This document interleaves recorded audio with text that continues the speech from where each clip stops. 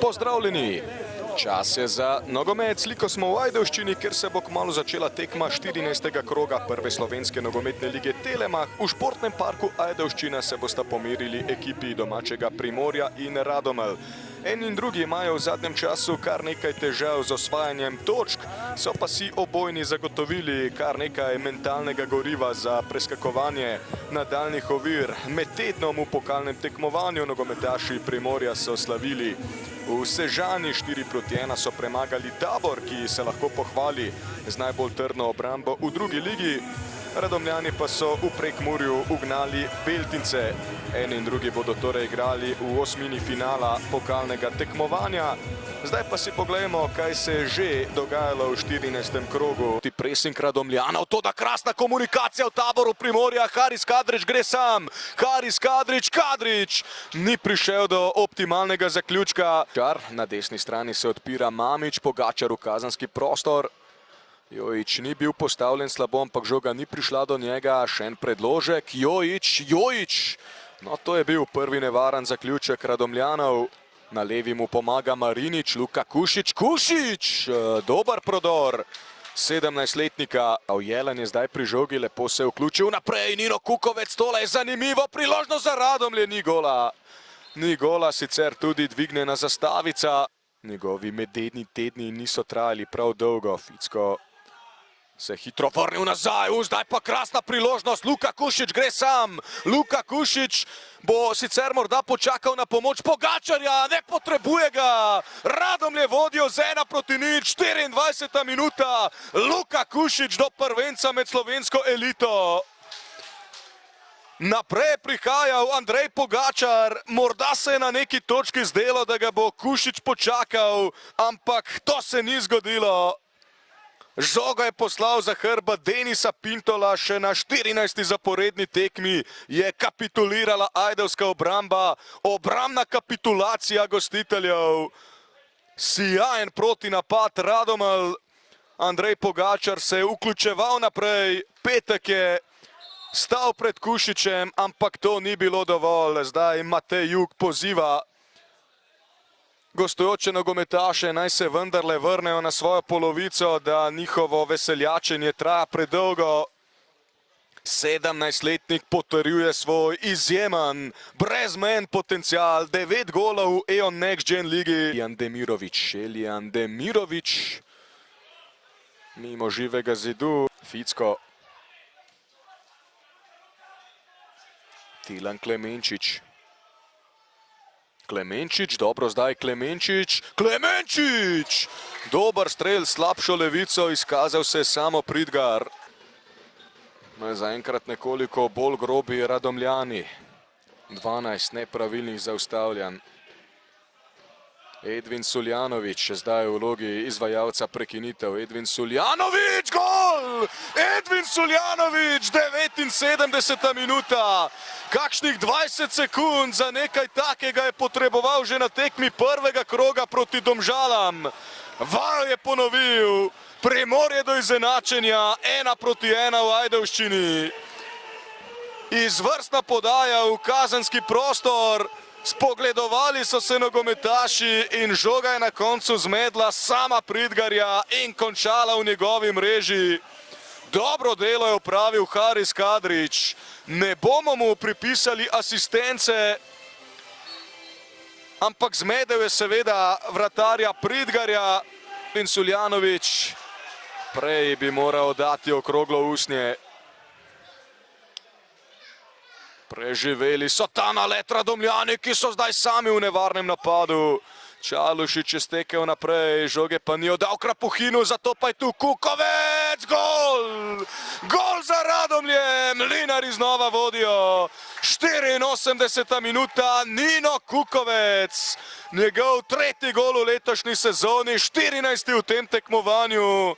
Ni trajalo dolgo veselje Ajdovcev.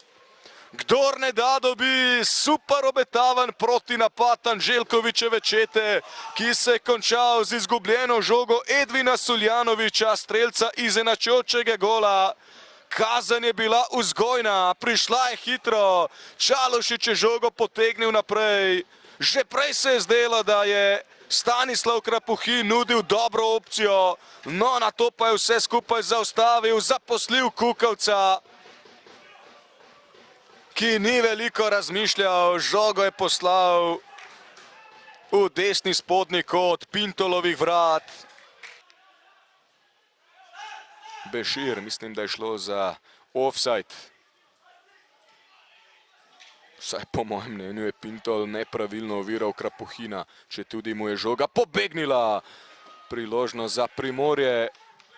Haris Kadrić v skoku, ampak žoge Rak, Dedić, Haris Dedić. Zdaj bo veliko prostora za Krapuhina, Stanislav Krapuhin gre sam.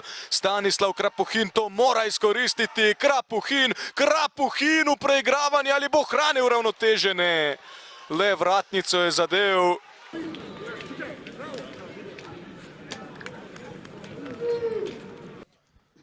Gospod Mubi, po 5 neuspešnih poizkusih ste prišli do popolnega točkovnega izkupička. Nam lahko zaupate, kako nervozno je bilo danes ob robu igrišča? Najprej bi rad čestital fantom, res so odgarali tekmo, da jih ne moram prehvaliti. Zdaj pa ja, bilo je nervozno, ampak mislim, da prvi polčas smo imeli pod kontrolo, drugi polčas smo pol malo padali, malo se nam je porušal poškodba Pogačarja. In smo potem tam trpeli malo v sredini, ampak ok, fantje so res garali, tako da svaka čast. Kakšno pa je stanje z Andrejem? Ne vemo še točen kaj pa kako, nekaj je loža, mislim, da ni nič hujšega, ampak ja, bomo počakali, da naredi preglede, pa točno, da izvemo kaj pa kako. V drugem polčasu ste se torej povlekli nazaj, ampak nasprotniku niste dopustili pravzaprav nobene resne priložnosti. Ste verjeli po tistem nesrečnem prejetem golu, da bo sledil še en gol za vodstvo? To, da smo se povlekli, ni bilo lih načrtno, da rečem. Je bilo, tako kot sem rekel, mal splet nesrečnih okoliščin, tako kot sem rekel, Pogačar, poškodba to, in so nas oni mal, da bom rekel, prisilili v to branjenje. Bom pa tako rekel, verjeli smo do konca. More se tudi nam, recimo zadnje 2 tekme smo zelo dobro igrali, pa ga nismo dali. Tako da smo verjeli do konca, da enkrat pa more prijeti, pa evo, srečno danes. V naslednjem krogu boste gostili Maribor. Kaj lahko pričakujemo z vaše strani? Kaj še lahko pokažete? Prvo, da se regeneriramo fajn, da se spočijemo, potem pa tako kot vsako tekmo. Gremo pametno v tekmo, damo vse od sebe. Upajmo, da vrača se, upajmo, da se bo Gnjatić vrnil, vrača se Klamfer. Tako da ja, da gremo v tekmo pa odigramo našo igro, da s tem probamo priti do nekega rezultata in to je to. Ste si že izmenjali kakšno besedo tudi z glavnim trenerjem Jugoslavom Trnčovskim? Ne, nisva še bila v stiku. Najlepša hvala. Luka Kušič, v vašem taboru so nas opozorili, da ste bili pred kamero že po tekmi prejšnjega kroga, ampak ko dosežeš prvenec, se nekako spodobi, da prideš potem še na izjavo. Povejte nam, že ko ste svoje polovice stekli, se je videlo, da bo šlo za zelo obetavno akcijo. Prišli ste pred tekmečeva vrata, pred vami je bil še en branilec. Kaj vse je švigalo skozi vašo glavo? Ja, res. Takrat, ko sem jaz videl to moja pot do gola, ko sem videl, da imam še enega branilca, sem se v bistvu prvo fokusiral na njega. Sem si rekel, da moram prvo njega izločiti, če hočem priti do gola, in pol sem malo sem ga cimnil in udaril nekaj sem ga dobil na slabi nogi. In verjetno boste ta prvenec ohranili še v toliko lepšem spominu, ker ste na koncu seveda zmagali in vknjižili nove pomembne 3 točke. Ja, seveda, jaz sem zelo vesel, zelo ponosen na se in na celo ekipo, da smo dosegali te 3 točke. Ful sem vesel, da sem dosegel svoj prvi zadetek, ampak vse čestitke grejo ekipi. Kar 9 golov ste dosegli v EO Next Gen ligi, dobro pa vam gre tudi v članski konkurenci. Kakšna je recimo razlika, kje se najbolj pozna med mladinskim in članskim nogometom? Ja, mislim, največja razlika bi rekel, da je v intenziteti igre oziroma hitrosti, a ne pa v fiziki. Hvala. Edvin Suljanović, že drugič v tej sezoni ste manj kot minuto po vstopu v igro dosegli gol z razdalje, verjetno zaradi tega nekoliko srečnejši, ampak po drugi strani pa nova ničla. Kaj je Primorju danes zmanjkalo? Pa ja, se strinjam s tem, lepo je zadeti gol, seveda je še lepše zmagati, a ne. Tokrat to nažalost nismo. Mislim, da smo se borili, da smo dosegali ta prvi gol, potem smo pa mogoče malo brez glavo napadali in puščali v zadnji veliko prostora. in s tem so se oni ustvarjali ta kontranapad in tudi nažalost zadeli. Redko kdaj po prihodu v prvo ligo ste se soočali s tako slabo serijo, zdaj ste v rumeni coni. Kaj zdaj storiti, kako postaviti glave skupaj in peljati vse skupaj naprej? Pa nič, kot je rekel trener, glave gor, nimamo zdaj, kar je bilo. Poskusili se bomo pobrati čim prej po temu, kar se je zgodilo. In nič, gremo v petek že na zmago proti Olimpiji. Milan Anđelković, danes ste za res dolgo časa iskali ta izenačujoči zadetek. Ste morda potem, ko ste ga dosegli, malce več poleteli in na silo iskali pot do popolnega preobrata? Ma ne bi rekel, da smo na silo. Bila je kontra 4-3. Najbolj, da se ustavi normalno, da hočeš dati drugi gol, je bila situacija. Zato nismo dobro odigrali te in pol na drugo stran kontra in iz tega dobimo drugi gol. Ne bi rekel zdaj, da smo poleteli, želeli pa smo si normalno zmage, domače zmage, ampak ni se išlo. Tretji zaporedni prvenstveni poraz, bi lahko nekako govorili o manjši rezultatski krizi? Pa je seveda lahko, ker je pač, tako kot ste rekli, tri zaporedne tekme, 3 porazi, ampak ne glede na to, ponavljam, to so težke situacije, iz teh težkih situacij lahko kaj vzamemo, vsi skupaj se nekaj naučimo in mislim, da se tudi bomo in vse bomo naredili, da se bomo. V petek se boste pomerili z Olimpijo. Katere elemente želite izboljšati do takrat oziroma katerim se želite najbolj posvetiti?